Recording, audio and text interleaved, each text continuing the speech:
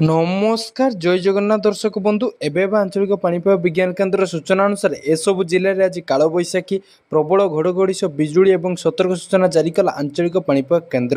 সম্পূর্ণ খবর জাঁয়া পূর্ব আপনার ভাল পাইবা স্বরূপ ভিডিওটি গোটিয়ে লাইক করে চ্যানেলটি সবসক্রাইব করে দিও এবং নোটিফিকেশনটি প্রেস করে রাখতু এইভাবে গুরুত্বপূর্ণ ভিডিও সর্বপ্রথমে জাঁপারে।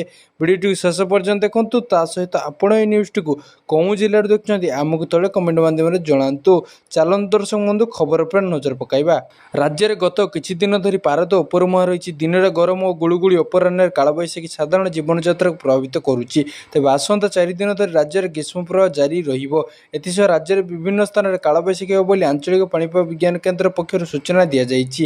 ମଙ୍ଗଳବାର ମୟୂରଭଞ୍ଜ, କେନ୍ଦୁଝର, ବାଲେଶ୍ୱର, ଗଞ୍ଜାମ, ଗଜପତି, ରାୟଗଡ଼ା, ମାଲକାନଗିରି, କୋରାପୁଟ, ଭଦ୍ରକ, କଳାହାଣ୍ଡି, କନ୍ଧମାଳ ଜିଲ୍ଲାରେ ଘଡ଼ଘଡ଼ି ବିଜୁଳି ସାଙ୍ଗକୁ ବର୍ଷା ପବନ ନେଇ ୟେଲୋ ୱାର୍ଣ୍ଣିଂ ଜାରି କରାଯାଇଛି।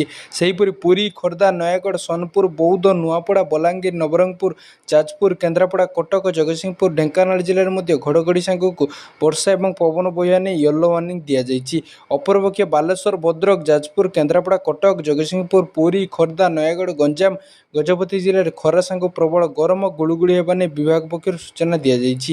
ସୋମବାର 14ଟି ସ୍ଥାନରେ ତାପମାତ୍ରା 40 ଡିଗ୍ରୀ ତାଠାରୁ ଅଧିକ ରହିଥିଲା। ଟିଟିଲାଗଡ଼ରେ ସର୍ବାଧିକ 44.5 ଡିଗ୍ରୀ ତାପମାତ୍ରା ରେକର୍ଡ ହୋଇଥିବା ବେଳେ ଏବେ ଝାରସୁଗୁଡ଼ା 44.4 ଡିଗ୍ରୀ, ତାଳଚେର 44 ଡିଗ୍ରୀ ରହିଥିଲା। ସେହିପରି ଗତ 24 ଘଣ୍ଟାରେ କନ୍ଧମାଳ ଜିଲ୍ଲା କୋଟଗଡ଼ରେ ସର୍ବାଧିକ 53 ମିମି ବର୍ଷା ରେକର୍ଡ କରାଯାଇଥିବା ବେଳେ କେନ୍ଦୁଝର ଜିଲ୍ଲା ସୋମପାଟଣାରେ 42.2 ମିମି, ନବରଙ୍ଗପୁର ଡାଙ୍ଗୁରାରେ 40.2 ମିମି, ମୟୂରଭଞ୍ଜ କରଞ୍ଜିଆରେ 32 ମିମି ବର୍ଷା ହୋଇଥିଲା।